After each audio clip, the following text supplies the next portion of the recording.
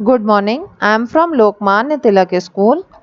Students of class 6 in Hindi literature, let's start our new chapter नीलू। नीलू की कथा उसकी माँ की कथा से इस प्रकार जुड़ी है कि एक के बिना दूसरी अपूर्ण रह जाती है।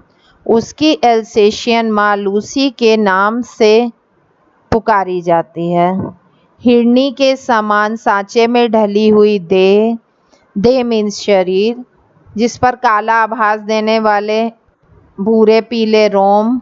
आप लोग को पता ही है कि जितने भी जानवर होते हैं उनमें रोम रहते हैं। बुद्धिमानी का पता देने वाली काली छोटी छोटी आंखें, सजग खड़े कान और सघन रोएदार तथा पिछले पैरों के टखने को छूने वाली पूंछ, सब कुछ उसे राजसी विशेषता देता था। थी भी वह एक सामान्य कुत्तों से भिन्न। ये एक लूसी की अभी कहानी स्टार्ट हुई है जिसकी ये सब विशेषताएं हैं। नीलू की कहानी है लेकिन उसकी माँ की पहले कहानी से जुड़ी है, तो पहले उसकी माँ के बारे में बताया जा रहा है।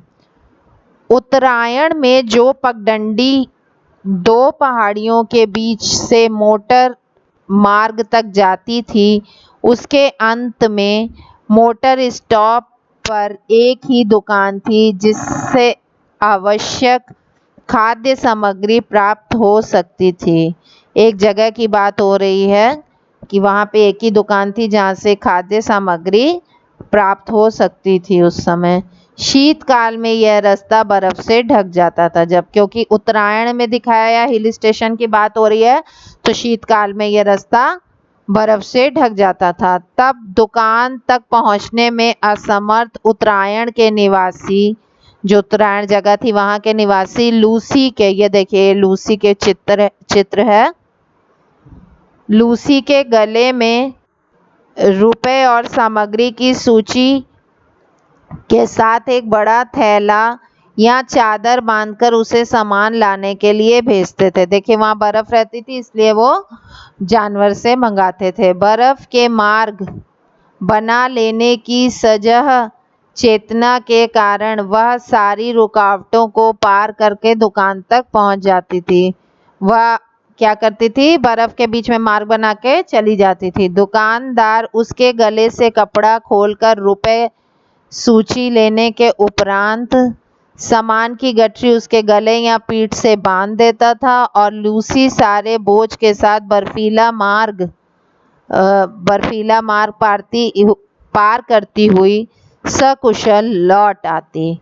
किसी किसी दिन तो उससे कई बार आना जाना पड़ता था। देखिए कितनी मेहनती थी वो। पर लूसी को सामान मंगवाने वालों के भुलक्कड़पन से कभी कोई शिकायत नहीं रही। गले में कपड़ा बांधते ही वह तीर की तरह दुकान की दिशा में चल देती। एक दिन अधिक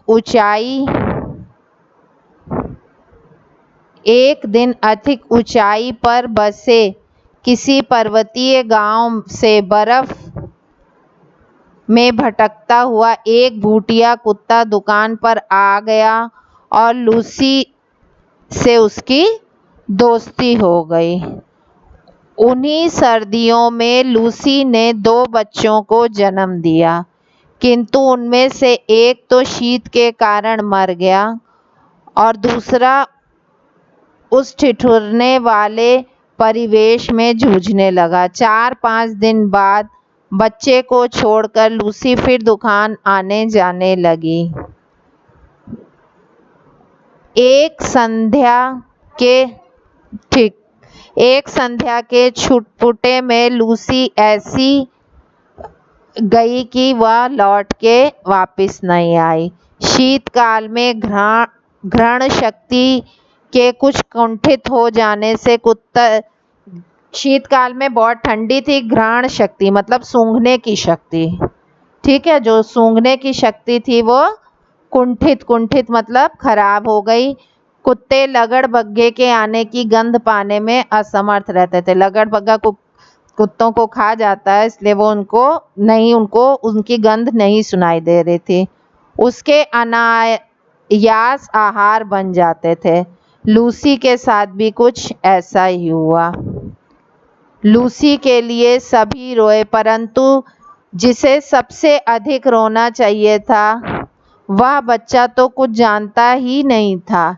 एक दिन पहले ही उसकी आंखें खुली थीं, अतः माँ से अधिक वह दूध के अभाव में शोर मचाने लगा। उसको कुछ पता ही नहीं था, क्योंकि उसकी एक ही दिन पहले आंखें खुली थी, तो वो माँ के अभाव में दूध के लिए रो रहा था। दुग्ध चूर्ण से दूध बनाकर उसे पिलाया जाता, पर रजाई में वह माँ के पेट की उष्णता खोजता और ना पाने पर रोता चिल्लाता रहता था। उसे अपनी मम्मी नहीं मिल रही थी, तो वो रोता और चिल्लाता रहता था।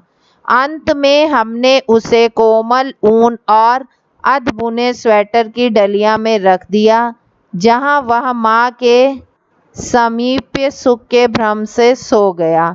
डलिया में ऊन की गेंद जैसे ही लगता था, गोद जैसे होना चाहिए, गेंद नहीं।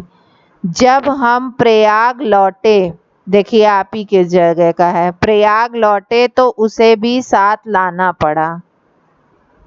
बड़े होने पर रोमों के भूरे, पीले और काले रंगों के मिलन से जो रंग बना था, वह एक विशेष प्रकार का धूप शाही हो गया था। धूप पड़ने पर एक रंग की झलक मिलती थी, छांव में दूसरे रंग की और दिए के उजाले में तीसरे रंग की। देखिए उसके जो नीलू है उसकी विशेषताएं, वो एक प्रकार का कुत्ता है, उसकी विशेषताएं बता। कानों की चौड़ाई और नुकीलेपन में भी कुछ नवीनता थी। सिर के ऊपर अन्य कुत्तों के सिर से बड़े और चौड़े लंबोतरा और पर सुडौल पूंछ, एल्सेशियन कुत्ते की पूंछ के समान लंबे, पर पंजे भूटिये के समान मजबूत, चौड़े और मुड़े हुए नाखून से युक्त थे। उन गोल और काली कोर वाली आंखों का रंग शहद के रंग के समान था, जो धूप में तरल सुनहरा हो जाता था और छाया में जमे हुए मधु सा पारदर्शी लगता था।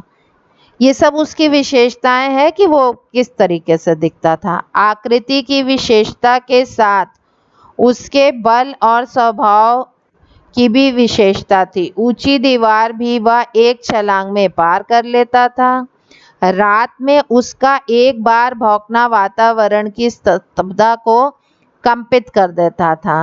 मैंने अनेक कुत्ते देखे और पाले हैं, किंतु कुत्तों के दैन्य से रहित उसके लिए अलभग दर्प से युक्त मैंने केवल नीलू को ही देखा है। ठीक है। उसके प्रिय से प्रिय खाद्य को भी यदि अवज्ञा के साथ फेंक कर दिया जाता था, तो वो उसकी ओर देखता। अगर देखे किसी को भी अवज्ञा मतलब बिना उसके फेंक कर कोई खाना देगा, तो वो कोई नहीं खाएगा ना। तो उसी तरह जंतुओं में भी आत्मसम्मान वगैरह रहता है, तो वो उसकी तरफ वो आत्मसम्मान, स्वाभिमान सभी कुछ होता है, तो इसलिए वो उसकी तरफ देखता भी नहीं था। खाना तो दूर की बात है। यदि उसे किसी बात पर झिड़क भी दिया जाए, तो बिना मनाए वह मेरे सामने आता ही नहीं था। ठीक है। विगत 12 वर्षों से उसके बैठने का स्थान मेरे घर की बाहरी बरामदे ही रहा है, जिसकी ऊपरी सीढ़ी पर बैठकर वह प्रत्येक आने जाने वाले का निरीक्षण करता रहता था। मुझसे मिलने वालों में वह प्रायः सभी को पहचानता था। किसी विशेष परिचित को आया हुआ देखकर वह धीरे धीरे भीतर आकर मेरे कमरे के दरवाजे पर खड़ा हो जाता था। उसका इस प्रकार आना ही मेरे लिए किसी मित्र की उपस्थिति की सूचना था।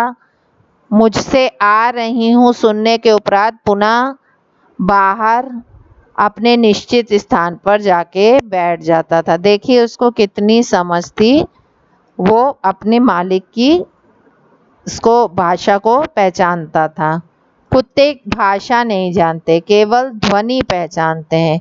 नीलू का ध्वनि ज्ञान इतना विस्तृत और गहरा था कि उसे कुछ कहना भाषा जानने वाले मनुष्य से बात करने के समान हो जाता था। ठीक है बच्चों, अब इस कहानी को आप लोग पूरा पढ़ लीजिएगा। ये कुत्ते की कहानी है और कुछ भी नहीं है। इसको आप रीडिंग करिएगा तो हम नेक्स्ट टाइम आपको इससे कनेक्टेड एक्सरसाइज वगैरह करा देंगे। Okay children, good day.